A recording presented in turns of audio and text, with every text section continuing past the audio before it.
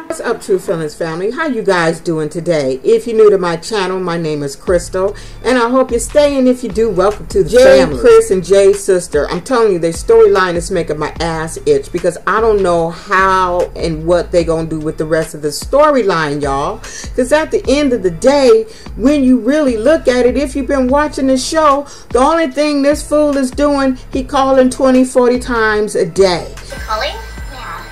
Every time we see them pop on the screen, it's him calling 20 times a damn day. That's all that man is doing wrong. He ain't whooping her ass. He ain't cussing her out. He just felt like, I'm buying you all this shit. You need to be there and answer my calls all day long. The money helps a lot.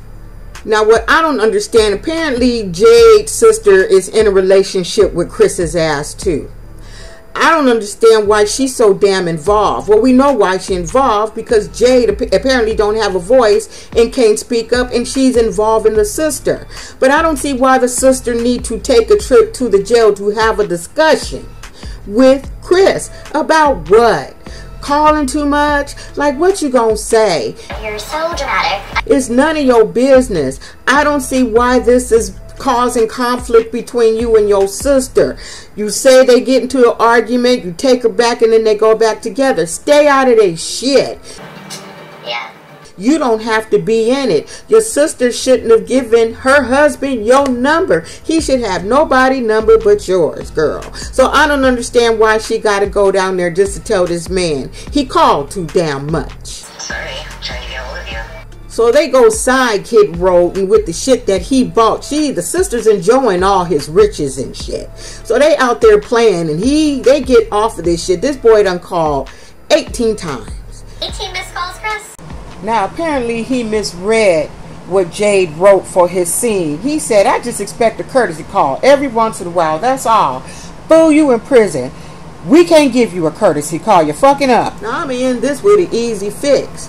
All she need to do is tell him. I'm going to tell you. I'm not asking you. You got 3 phone calls, morning, noon, and night. That's it, okay? The phone going to be off till it's your time to call. Period. If you don't like it, take your shit back. I don't need it. Give him his shit back if you say you don't need it. Because I'm not going to let a man control me with his stuff. That's all she got to do. And if he don't like it, he just don't like it. That's his damn problem. She need to put her foot in his neck and leave it there and stop letting this man just call and be, because it's too much. Now we back again this week, and it's the same crap as last week. Oh!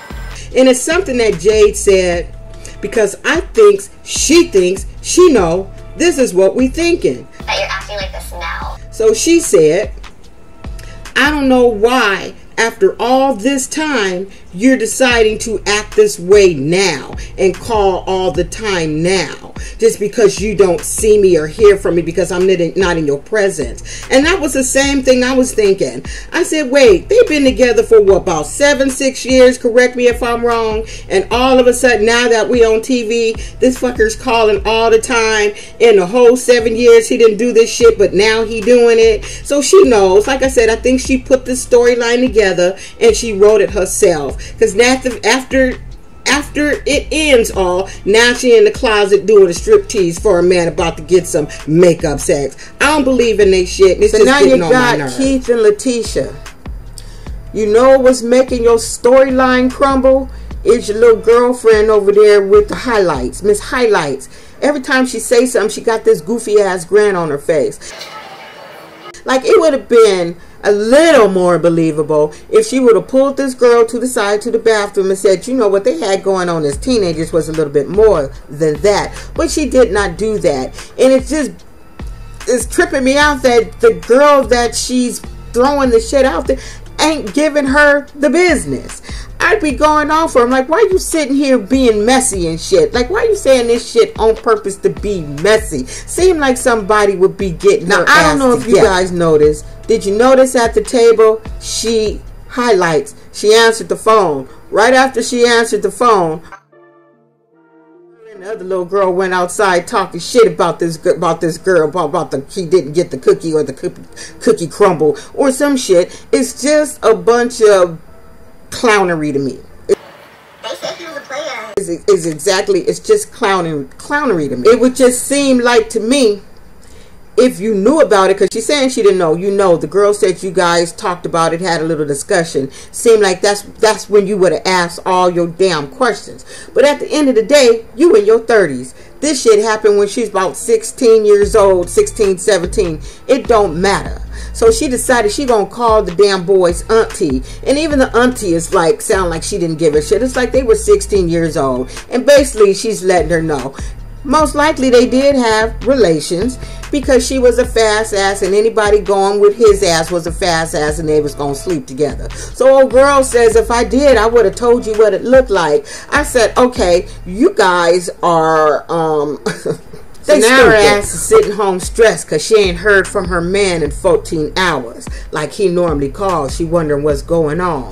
So when he calls, first of all, this is supposed to be her daughter's bonus daddy. I don't even like the name, I don't even like that, bonus daddy, especially if she have a daddy. Like, I wouldn't be calling him a bonus nothing, not until he got out and he was out proving that he could be a bonus daddy. You gotta prove you could be a bonus daddy. You just can't be a bonus daddy over the jails. I can't jail airways. No.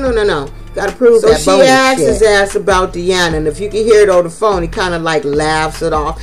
But once she got to, did you sleep with her, then the call dropped.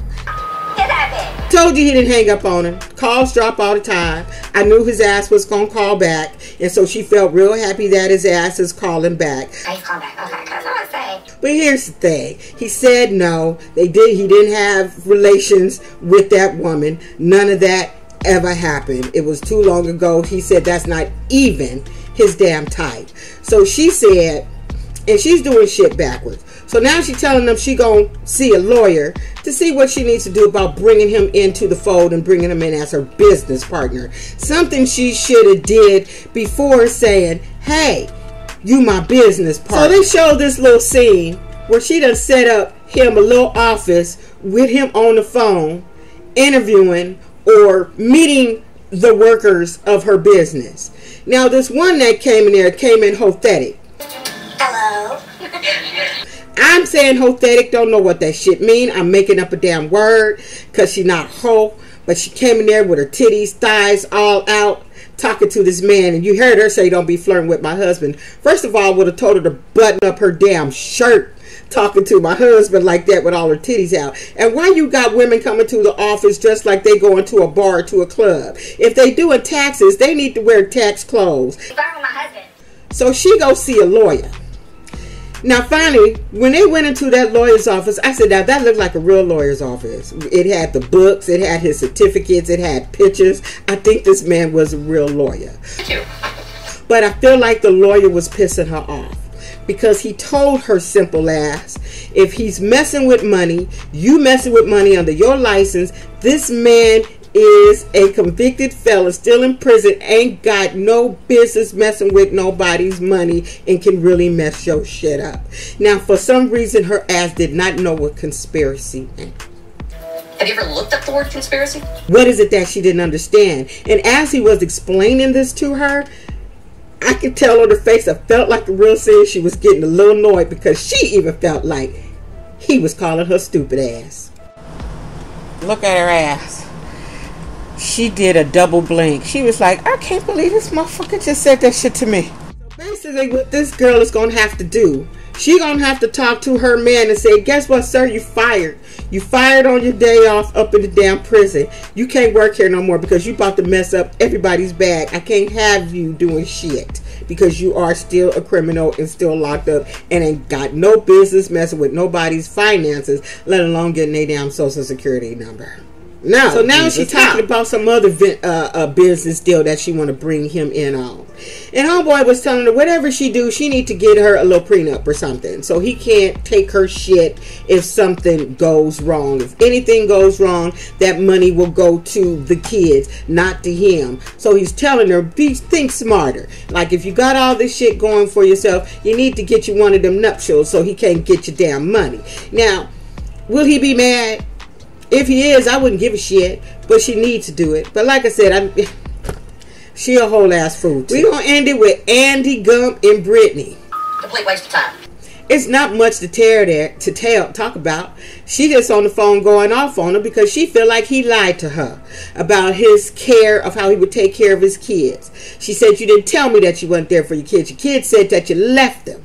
And you know, I don't know what kind of shit he on, because he said, the girls never talked to me about this, and I wasn't gone. I would leave for a couple of days. I said, well, wait a minute. When we talked to your ass last week, you was a damn truck driver. We all know truck drivers be gone more than a couple of days. You said out of your own mouth, even when you came back, you didn't talk to him and just checked out. So which one is it, sir? Which one is it? But like I said in my last video about Andy Gump and Brittany, you ain't got no right to throw a pebble, stone, rock, nothing. Your punk ass is sitting in prison away from your own kids, and you had 25 cohabitants, and you was an addict. So apparently you weren't around your children either. At least he there with his kids now. He didn't get turned into an addict. He wasn't doing no shit. He just was a dumbass. So you can't judge this man for not being around his kids when your punk ass is sitting in prison presently away from your own children. And I ended with that. Don't be an asshole. Y'all got to come back and do 90 Day Fiance. I didn't forget about that shit. I just had shit going on. But I think I'm going to mix them together last Sunday's and this coming Sunday, because this coming Sunday we gonna get to see one of the people Tyron been trying to contact. So you know my ass is gonna be glued to the TV, y'all. I gotta see that shit. Anyway, don't be an asshole, y'all. Bye.